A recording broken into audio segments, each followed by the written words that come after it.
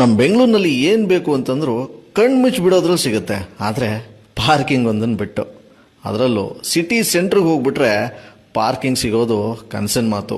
But ಈಗ ಈ ಕನಸು ನನಸಾಗಿದೆ.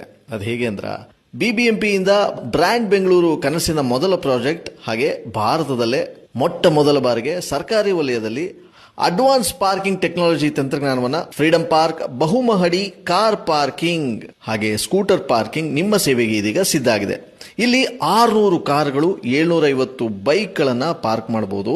ಹಾಗೆ ಮತ್ತೊಂದು ಸ್ಪೆಷಾಲಿಟಿ ಈ ಒಂದು ಪಾರ್ಕಿಂಗ್ ಅಲ್ಲಿ ಏನಪ್ಪಾ ಅಂತ ಹೇಳಿದ್ರೆ, ಇಲ್ಲಿ ವಿಕಲಚೇತನರು ಮತ್ತೆ ಮಹಿಳೆಯರಿಗೆ ಸ್ಪೆಷಲ್ ಆಗಿ ಪಾರ್ಕಿಂಗ್ ಸ್ಥಳ ಲಭ್ಯ ಇರುತ್ತೆ. ಮತ್ತೆ ಪ್ರತಿ 15 ನಿಮಿಷಕ್ಕೂ ಒಂದ್ಸಲ ನಿಮಗೆ ಪಿಕಪ್ ಡ್ರಾಪ್ ವ್ಯವಸ್ಥೆ ಇರುತ್ತೆ.